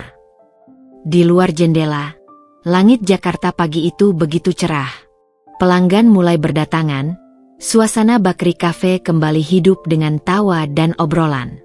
Aku bangkit, menyeka sedikit air mata yang tak sengaja keluar, dan kembali melayani pelanggan dengan senyuman. Tapi di sudut hati kecilku, ada satu pelajaran yang akhirnya kusadari. Cinta sejati tidak akan pernah membutuhkan pengorbanan harga diri. Dan hari ini, di tengah aroma kue yang baru keluar dari oven dan pelukan hangat Arman, aku menemukan kedamaian yang sesungguhnya. Sementara itu, di suatu tempat di Jakarta, Mas Abi harus menghadapi kenyataan pahit. Dia telah kehilangan segalanya untuk seseorang yang bahkan tidak menganggapnya penting. Dan itu, mungkin, adalah hukuman terberat untuk semua pengkhianatannya. Pagi itu, langit Jakarta terlihat kelabu ketika aku tiba di Bakri Cafe untuk mempersiapkan pesanan besar untuk acara perusahaan. Tanganku yang sedang mengaduk adonan muffin blueberry terhenti ketika Hani tiba-tiba masuk ke dapur dengan wajah pucat. "Din, kamu nggak akan percaya ini," bisiknya sambil mengeluarkan ponselnya. "Aku baru dapat kabar dari Fitri, temanku yang kerja di bank." Aku menghela napas, sudah bisa menebak arah pembicaraan ini. "Mas Abi lagi?" Hani mengangguk serius. Dia ternyata sudah berbulan-bulan tidak bayar cicilan apartemennya. Tagihan kartu kreditnya juga menumpuk.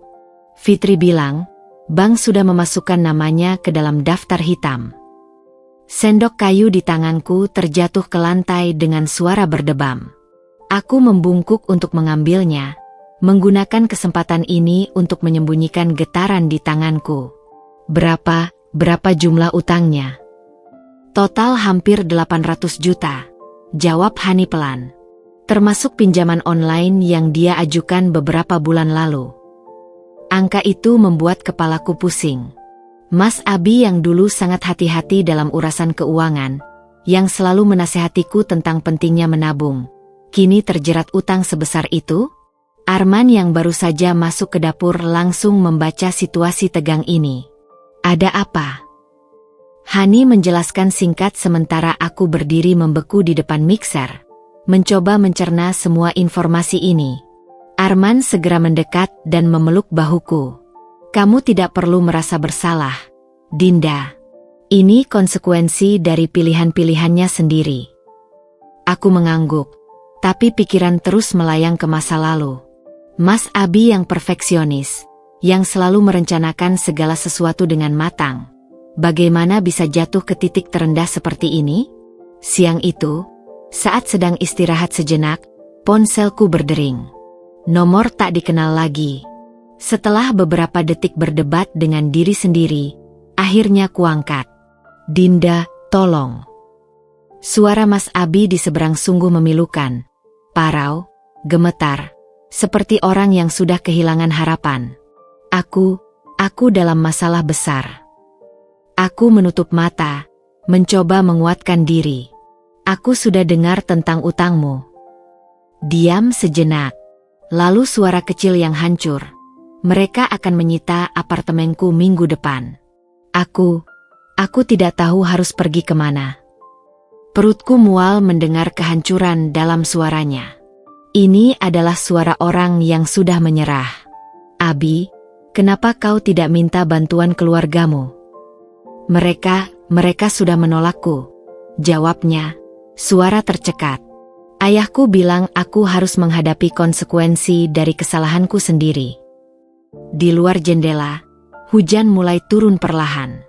Aku memandangi butiran air yang mengalir di kaca, mencoba mencari kata-kata yang tepat.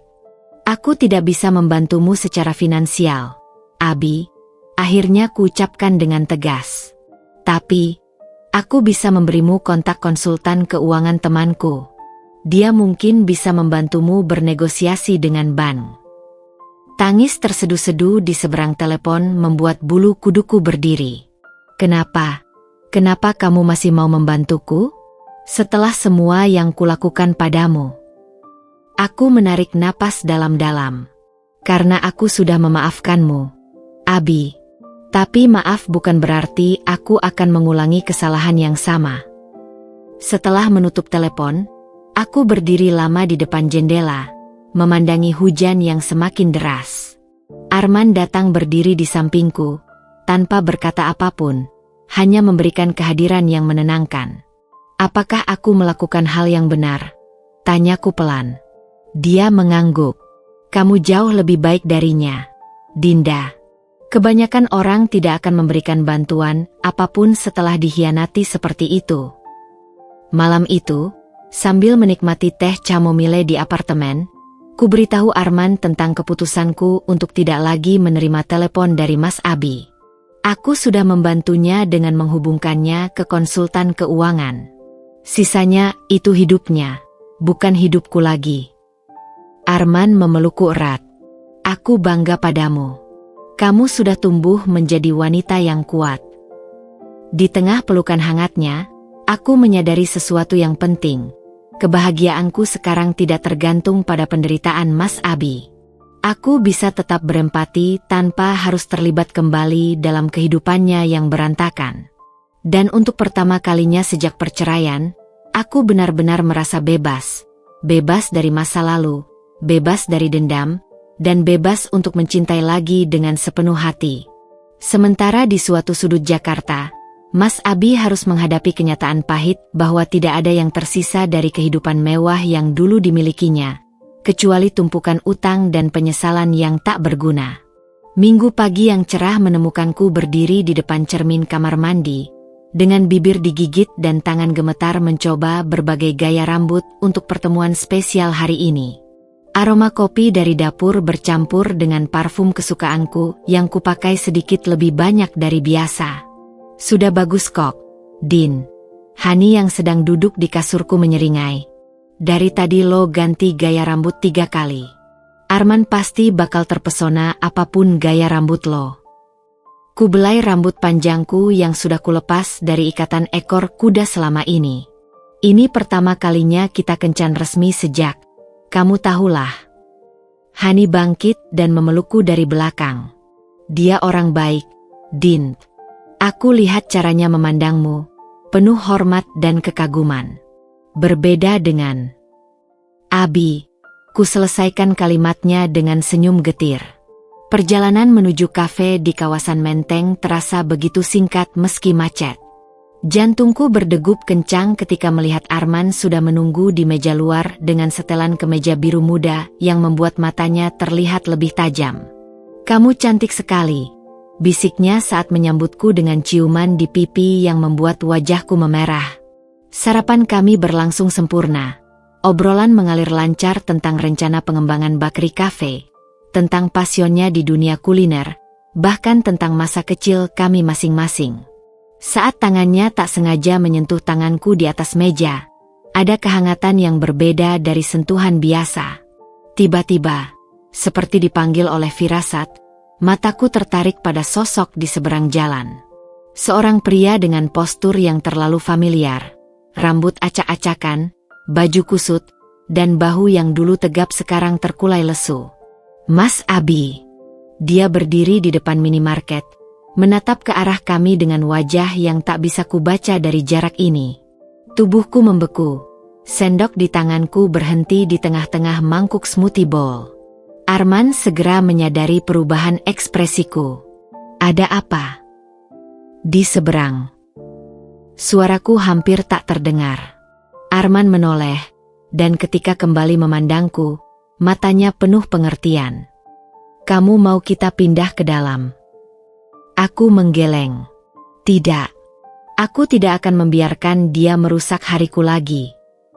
Tapi ketika aku berani menatap lagi ke seberang jalan, Mas Abi sudah menghilang. Hanya bayangannya saja yang tertinggal di pikiranku, mengingatkanku pada kehidupan yang sudah kutinggalkan. Kamu baik-baik saja? Tanya Arman lembut, tangannya sekarang menggenggam erat tanganku. Aku menarik napas dalam-dalam. Lebih dari baik.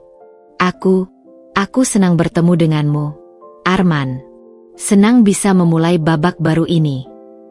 Matanya berbinar sebelum akhirnya mengangkat gelas jus jeruknya. Untuk awal yang baru. Untuk awal yang baru, kukatakan dengan yakin, menyentuhkan gelasku pada miliknya. Saat kami berjalan meninggalkan kafe beberapa jam kemudian, tangan Arman dengan mantap menggenggam tanganku. Di kejauhan, dari sudut mataku, kulihat lagi sosok Mas Abi yang berdiri di balik tiang listrik. Wajahnya yang dulu selalu percaya diri sekarang hancur lebur. Mataku yang dulu selalu bersinar kini redup tak berdaya. Tapi anehnya, yang kurasakan bukan lagi sakit atau kemarahan. Hanya sebuah pengakuan bahwa kami berdua telah berjalan di jalan yang berbeda. Dia terperosok dalam penyesalan, sementara aku melangkah percaya menuju kebahagiaan sejati. Dan ketika Arman mengecup keningku sebelum membukakan pintu mobil, aku tahu satu hal dengan pasti. Inilah cinta yang sesungguhnya, yang membangun, bukan merusak, yang memuliakan, bukan menghinakan. Sementara bayangan Mas Abi di kejauhan semakin menghilang, seperti masa lalu yang perlahan kulepaskan. Pagi itu, sinar matahari menyinari dapur Bakri Cafe dengan sempurna saat aku sibuk menyiapkan pesanan khusus untuk acara peluncuran produk baru sebuah brand ternama. Aroma vanila dan coklat premium memenuhi ruangan ketika Hani tiba-tiba membuka pintu dapur dengan wajah pucat. "Din, kamu harus lihat ini," bisiknya sambil mengacungkan ponselnya. Di layar terpampang sebuah thread panjang di forum komunitas bisnis lokal. Judulnya membuat darahku mendadak dingin. Waspada penipuan di Dinda S. Homemade Bakes. Pengalaman pahit jadi korban. Dengan jari gemetar, ku scroll ke bawah. Seorang akun anonim dengan foto profil gelap mengaku pernah memesan kue ulang tahun di tempatku dan mengalami keracunan makanan. Ada foto-foto yang menunjukkan kue dengan tekstur aneh dan klaim bahwa bahan yang digunakan tidak higienis. Ini tidak mungkin, bisikku, perut mual. Kita selalu pakai bahan terbaik dan proses sanitasi ketat. Hani mengangguk gusar.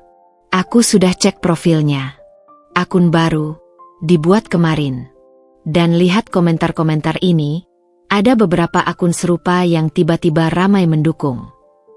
Jantungku berdegup kencang ketika membaca satu komentar yang terlalu spesifik. "Dinda kan mantan istri temen gue. Dulu aja suka bohong. Masak sekarang berubah." Tak perlu tebakan siapa yang berada di balik semua ini. Teleponku berdering. "Arman." "Dinda, kamu lihat postingan di forum itu?" Suaranya tegang. "Baru saja," jawabku, berusaha menenangkan suara yang ingin terisak. "Tenang. Aku sudah hubungi admin forum untuk minta penjelasan. Mereka sedang investigasi." Belum sempat kami melanjutkan percakapan, ponselku berdering lagi, nomor tak dikenal. Dengan perasaan was-was, kuangkat. Merasa dampaknya, "Dinda." Suara Mas Abi di seberang membuat bulu kuduku berdiri. "Aku perhatikan bisnismu semakin sukses sementara aku kehilangan segalanya." Tanganku menggenggam erat meja dapur untuk menahan gemetar. "Jadi kau yang dibalik semua ini?" Dia tertawa getir. "Aku hanya memberi sedikit pelajaran. Kau pikir bisa hidup bahagia setelah menghancurkanku? Aku yang menghancurkan kau." Suaraku melengking tak terkendali. "Kau yang memilih berselingkuh. Kau yang merusak pernikahan kita. Sekarang kau menyalahkanku untuk kehancuranmu sendiri." Diam panjang di seberang. Lalu suaranya yang tiba-tiba berubah lemah. Dinda, aku tidak tahu lagi harus bagaimana. Setiap hari aku bangun dengan rasa sakit yang sama. Cukup, potongku tajam. Aku tidak peduli lagi dengan penderitaanmu, Abi.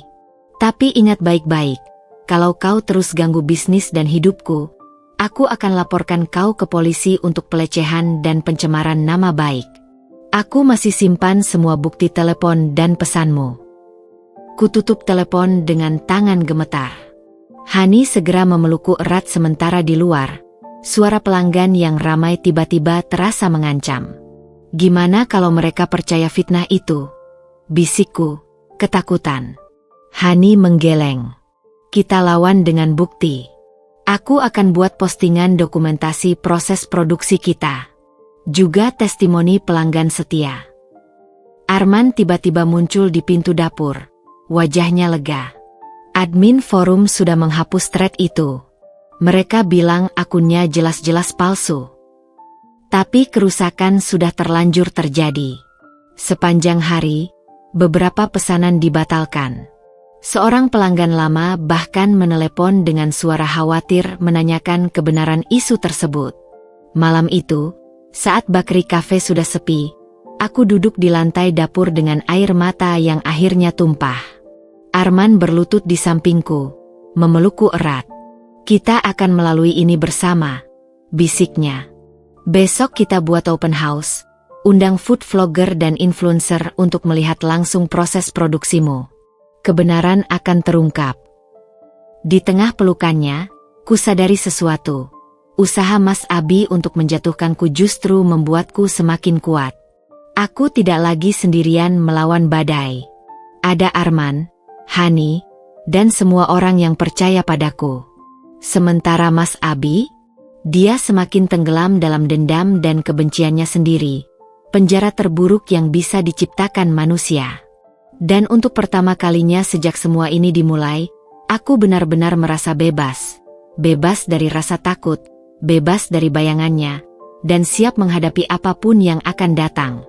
Matahari pagi baru saja mulai menyinari jalanan Jakarta ketika aku tiba di bakery cafe untuk mempersiapkan open house hari ini. Tanganku masih sedikit gemetar saat menyusun deretan kue-kue terbaikku di meja display. Malam tadi hampir tidak bisa tidur, memikirkan rencana Mas Abi untuk menghancurkan reputasiku. Kamu yakin ini akan berhasil? Tanyaku pada Arman yang sedang sibuk mengatur kamera untuk live streaming nanti. Dia berbalik dengan senyum meyakinkan. Lebih dari yakin. Pelanggan setiamu tahu kualitas kue-kue ini. Mereka tidak akan percaya begitu saja pada fitnah murahan. Belum sempat kuanggapi. Dering telepon memecah konsentrasi. Nomor tak dikenal lagi. Dengan napas berat, kuangkat. Dinda. Suara Mas Abi di seberang terdengar berbeda. Lemah, putus asa, seperti orang yang sudah kehilangan segalanya. Aku minta maaf untuk kemarin. Aku menutup mata, mencoba menenangkan detak jantung yang tiba-tiba keras. Apalagi yang kau inginkan, Abi? Bukan seperti itu. Suaranya pecah. Aku tertipu. Investasi terakhirku ternyata bodong. Semua uangku habis. Diamku sejenak membuatnya terus berbicara. Aku tahu aku tidak pantas minta bantuan. Tapi, tolong, Dinda. Aku tidak punya siapa-siapa lagi. Arman yang memperhatikan ekspresiku segera mengambil telepon. Cukup, Abi. Kamu sudah menyakiti Dinda cukup dalam. Urus saja masalahmu sendiri. Tapi sebelum telepon ditutup, aku mendengar suara Mas Abi yang tiba-tiba panik. Tunggu. Ada orang di depan rumahku. Mereka debt collector. Suara ribut di latar belakang, lalu sambungan terputus. Aku dan Arman saling memandang, sama-sama bingung dengan apa yang baru terjadi. Sebaiknya kita fokus ke acara hari ini, usul Arman sambil merangkul bahuku. Open house berlangsung luar biasa. Puluhan pelanggan datang, termasuk beberapa food blogger ternama. Live streaming yang diadakan Arman di YouTube mendapat ribuan penonton. Aku dengan bangga memamerkan dapur bersih berstandar higienis tinggi dan proses pembuatan kue yang teliti. Saat sedang asyik menjawab pertanyaan seorang pelanggan, Hani tiba-tiba menarikku ke samping. "Din, kamu nggak percaya apa yang baru saja terjadi," bisiknya sambil menunjukkan ponselnya. Di layar terpampang foto Mas Abi sedang duduk lesu di pinggir jalan, dikelilingi 3 lelaki besar yang jelas-jelas debt collector. Foto itu sudah viral di grup-grup WhatsApp. Katanya dia ditipu investasi emas fiktif. Jelas Hani. Nominalnya hampir 300 juta, sisa tabungan terakhirnya. Perutku mual melihat foto itu. Ini adalah Mas Abi yang sama dulu selalu bangga dengan kepintarannya mengelola keuangan. Sekarang terlihat seperti gelandangan. Baju kusut, wajah kuyu, mata sembab. Ada satu lagi. Hani membuka video pendek. Rekaman itu menunjukkan Mas Abi sedang berantem dengan seorang wanita di depan apartemennya. Wanita yang kuidentifikasi sebagai si penipu. Tapi yang membuatku terkejut, wanita itu adalah kenalan lama Rina. Jadi ini semua ada hubungannya dengan Rina. Gumamku tak percaya.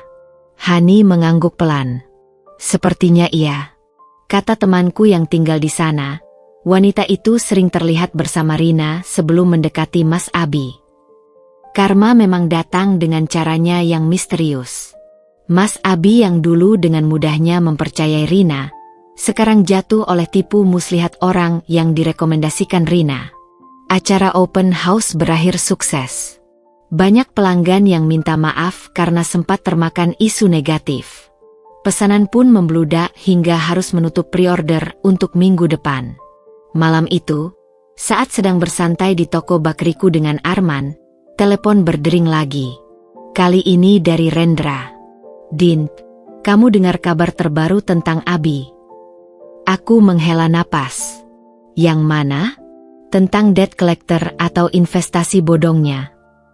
"Bukan. Dia pindah ke rumah kontrakan kecil di pinggiran Jakarta. Kata tetangganya, dia sekarang kerja serabutan. Ojek online, jualan pulsa, apa saja yang bisa bayar utang." Arman memegang tanganku erat. Aku tahu dia khawatir ini akan menggangguku. "Kak, tolong beritahu keluarga untuk berhenti mengirimiku kabar tentang Abi," kataku pelan tapi tegas. Aku sudah memaafkannya, tapi aku tidak ingin hidupku terus terikat dengan masa lalunya. Setelah menutup telepon, aku menatap mata Arman yang penuh pengertian. "Aku baik-baik saja. Sungguh." Dan untuk pertama kalinya, itu bukan sekadar kata-kata. Aku memang baik-baik saja. Bahagia dengan hidup baruku, dengan cinta baru yang sehat, dan bisnis yang terus berkembang. Sementara Mas Abi, dia harus menghadapi konsekuensi dari semua pilihannya sendiri. Terjebak dalam lingkaran setan yang dia ciptakan dengan tangannya sendiri. Dan itu, aku sadari sambil menikmati teh hangat di balkon apartemen, adalah karma terbesar yang bisa diterimanya. Menyaksikan orang yang dulu dia sakiti sekarang hidup bahagia, sementara dia tenggelam dalam penyesalan tak berguna. Malam itu, langit Jakarta dihiasi bintang-bintang yang jarang terlihat. Aku berdiri di balkon Bakri Cafe yang telah berubah menjadi tempat romantis dengan lilin-lilin kecil dan rangkaian bunga segar. Gaun midi warna blush pink yang kupakai berdesir lembut ditiup angin malam, sementara tanganku dengan gugup memainkan kotak kecil di saku. "Dinda." Suara Arman dari belakang membuatku berbalik. Dia tampak begitu tampan dengan setelan navy blue sederhana. Rambutnya yang biasanya sedikit acak kini tersisa perapi. Namun yang paling membuat jantungku berdegup kencang adalah matanya. Selalu jujur, selalu hangat, selalu memandangku seperti aku satu-satunya wanita di dunia. "Kamu cantik sekali," bisiknya sambil melangkah mendekat. Aku tersenyum, tiba-tiba merasa seperti remaja yang pertama kali jatuh cinta. "Kamu juga tampan sekali." Dia tertawa. Suaranya yang dalam mengisi seluruh ruang di sekeliling kami. Sudah setahun sejak kita pertama bertemu di acara Open House MU. Dan 6 bulan sejak kamu pertama kali mengajakku kencan. Tambahku, mengingat betapa gugupnya aku waktu itu. Arman mengambil kedua tanganku. Aku bisa merasakan sedikit kelembapan di telapak tangannya. Apakah dia gugup? Arman yang biasanya begitu percaya diri? Dinda, kamu tahu bagaimana aku mencintaimu, kan? Suaranya tiba-tiba serius. Bagaimana aku mengagumi kekuatanmu, keteguhan hatimu, dan caramu membangun kembali hidupmu setelah semua yang terjadi. Dadaku terasa sesak oleh emosi yang tiba-tiba membanjir. Aku tidak pernah berpikir akan menemukan seseorang sepertimu. Lanjutnya, perlahan berlutut di depanku. Dan jika kamu mengizinkanku, aku ingin menghabiskan sisa hidupku bersamamu. Dia membuka kotak kecil yang berisi cincin berlian sederhana namun elegan. Persis seperti yang selalu kuinginkan. Dinda, maukah kamu menikah denganku? Air mata yang selama ini kutahan akhirnya meluncur deras. Ini bukan air mata kesedihan seperti yang sering kutumpahkan di masa lalu, melainkan air mata kebahagiaan murni. Ya, jawabku. Suaraku bergetar namun penuh keyakinan. Ya, aku mau menikah denganmu, Arman. Dia melompat berdiri dan memelukku erat, berputar-putar sementara aku tertawa lepas. Di tengah kebahagiaan ini, mataku tanpa sengaja menangkap gerakan di seberang jalan. Seorang lelaki berpostur familiar berdiri di sana, rambut acak-acakan, baju kusut, tubuh yang dulu tegap kini kurus. Mas Abi. Dia menatap kami dari kejauhan. Wajahnya yang dulu selalu percaya diri kini hancur lebur. Untuk sesaat, kami saling memandang. Lalu, dengan gerakan lambat, dia mengangguk pelan sebelum berbalik dan menghilang di kegelapan malam. Itu adalah terakhir kalinya aku melihatnya. Arman yang menyadari perubahan ekspresiku segera memegang daguku lembut. Ada apa? Aku menggeleng sambil tersenyum. Tidak ada. Aku hanya sangat bahagia. Dan itu benar. Di malam yang sempurna ini, dengan cincin pertunangan berkilau di jariku dan pria baik yang mencintaiku sepenuh hati di sampingku, aku menyadari sesuatu yang penting. Kebahagiaan bukanlah tentang balas dendam atau melihat orang yang menyakitimu menderita. Kebahagiaan sejati adalah ketika kamu bisa memaafkan masa lalu, menghargai perjalanan hidupmu, dan membuka hati untuk cinta baru yang tulus. Dan malam ini, di bawah langit berbintang, dengan Arman yang memelukku erat, aku akhirnya menemukan kebahagiaan yang sesungguhnya. Hujan deras mengguyur Jakarta malam itu ketika aku menerima telepon dari nomor yang tidak kukenal. Suara perempuan di seberang membuatku membeku di tempat. Bu Dinda? Ini perawat dari klinik sehat di Ciputat. Ada seorang pasien di sini, Mas Abi. Dia meminta untuk menghubungi Anda. Tanganku gemetar memegang telepon.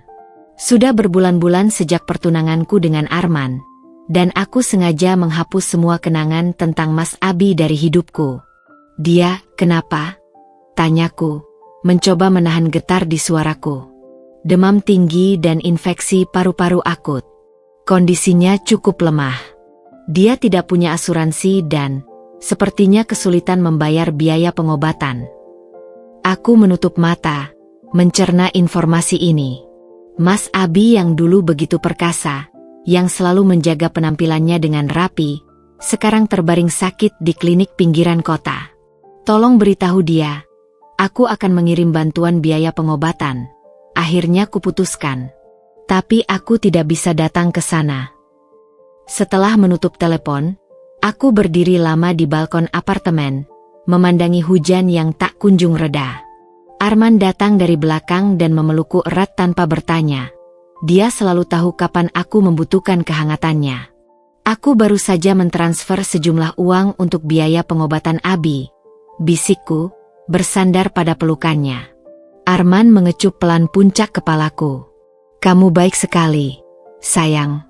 Kebanyakan orang tidak akan melakukan itu setelah semua yang terjadi. Aku memandangi cincin pertunangan di jariku yang berkilau di kegelapan malam. Ini bukan untuk dia. Ini untuk diriku sendiri. Untuk membuktikan bahwa aku bisa membantu tanpa harus terjerat kembali dalam kehidupannya. Keesokan harinya, Hani datang ke Bakery Cafe dengan wajah penuh tanya. "Din, benar kamu membayar biaya sakitnya Abi?" Aku mengangguk sambil terus menghias kue pesanan. "Hanya biaya pengobatan dasar. Aku minta klinik itu untuk tidak memberitahu dia bahwa uangnya dariku." Hani menghela napas.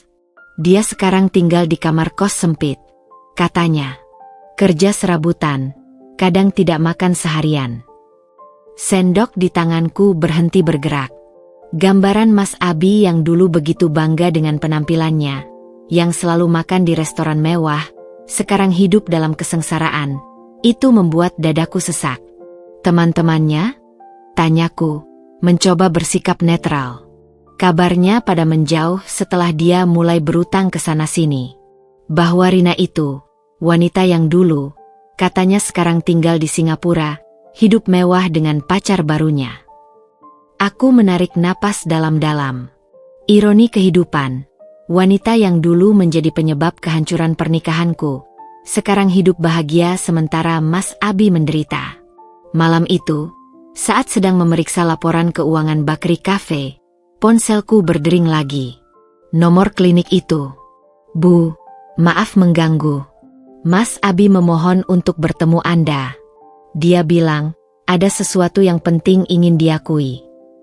Aku menggigit bibir. "Tolong sampaikan. Aku harap dia cepat sembuh." Tapi hidupku sudah berjalan di jalur yang berbeda. Tapi setelah menutup telepon, bayangan Mas Abi yang sakit terus menghantuiku. Arman yang memperhatikan kegelisahanku akhirnya mengusulkan, "Kalau kamu ingin menengoknya, aku akan menemanimu. Tidak perlu takut." Aku menggelap. Bukan itu masalahnya. Aku takut kalau melihatnya dalam keadaan seperti itu, semua kemarahanku selama ini akan hilang. Dan aku tidak mau lagi punya ikatan emosional dengannya. Arman memelukku. "Memiliki belas kasih bukan berarti kamu lemah, Dinda. Itu justru menunjukkan kekuatanmu." Akhirnya, 3 hari kemudian, aku memutuskan untuk pergi. Bukan sendirian, tapi bersama Arman. Kami membawa beberapa paket makanan dan vitamin. Tapi aku meminta Arman untuk menyerahkannya ke perawat. Dari balik pintu kaca ruang perawatan, aku melihatnya untuk pertama kali dalam setahun terakhir. Mas Abi yang dulu gagah sekarang terlihat 10 tahun lebih tua. Wajahnya pucat, pipinya cekung, rambutnya mulai beruban. Dia sedang tidur gelisah, kadang batuk-batuk kecil. Tanpa kusadari, air mata mengalir di pipiku. Bukan karena cinta lama, tapi karena sedih melihat bagaimana seseorang bisa jatuh begitu dalam akibat pilihan-pilihan buruknya. Arman memegang tanganku erat. "Mau masuk?" Aku menggelap. Tidak. Aku sudah melihat yang perlu kulihat. Dalam perjalanan pulang, aku menyadari sesuatu yang penting. Aku sudah benar-benar move on.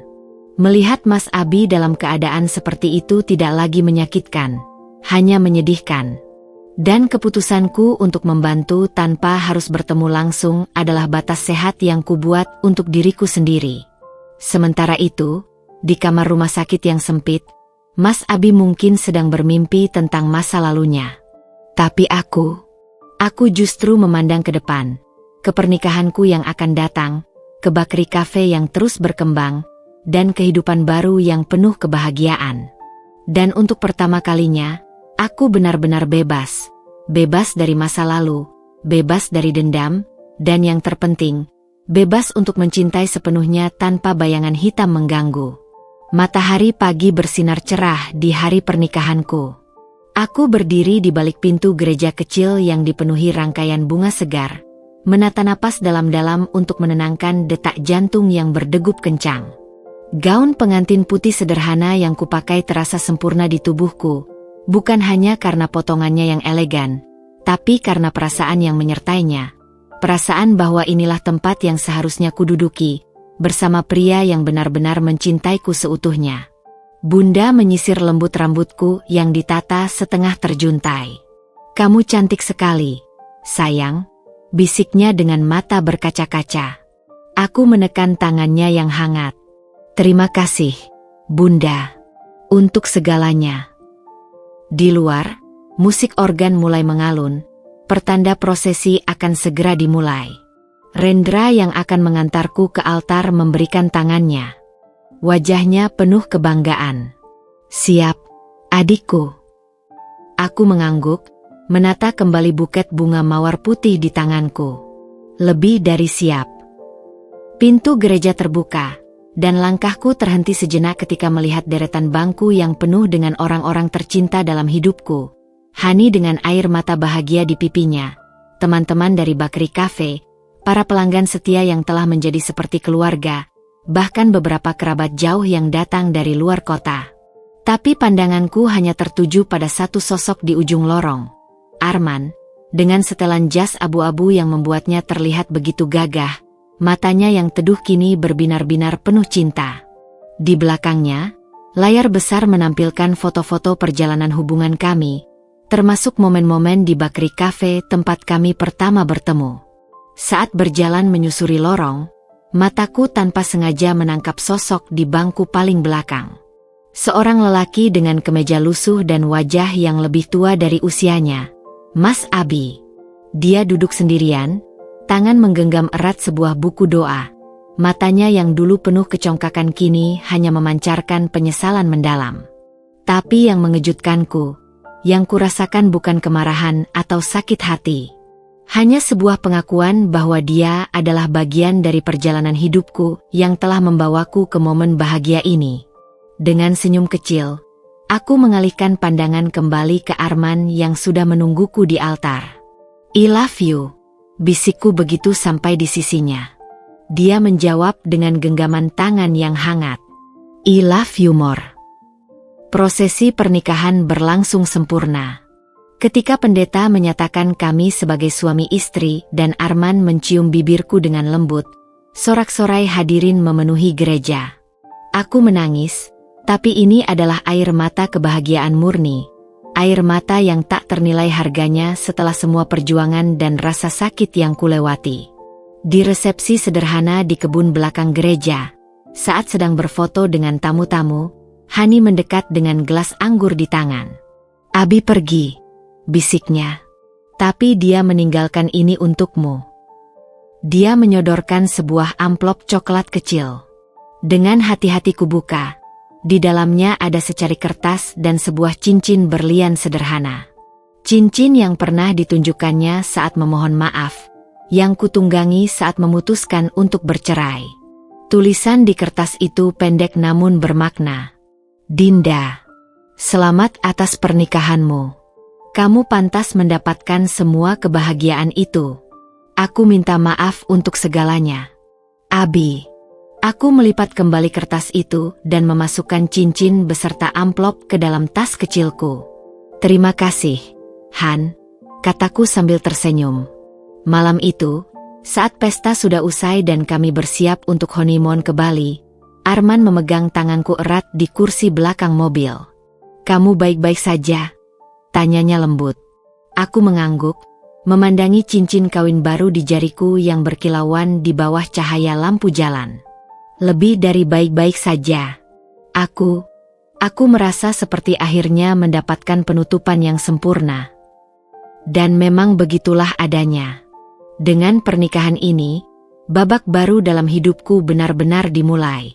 Bakery Cafeku akan segera membuka cabang kedua. Hubunganku dengan Arman penuh kepercayaan dan cinta tulus. Dan yang terpenting, aku sudah belajar memaafkan masa lalu tanpa harus melupakannya. Sementara di suatu sudut Jakarta, Mas Abi mungkin sedang merenungi hidupnya. Tapi itu bukan lagi urusanku. Aku telah memilih untuk berbahagia, dan pilihan itu kubuat dengan sepenuh hati. Ketika mobil melewati jalanan Jakarta yang ramai, aku menyandarkan kepala di bahu Arman dan menutup mata. Untuk pertama kalinya dalam hidupku, aku benar-benar merasa damai. damai dengan pilihanku, damai dengan masa laluku, dan yang terpenting, damai dengan diriku sendiri. Dan itulah akhir yang sesungguhnya, atau lebih tepatnya, awal yang baru.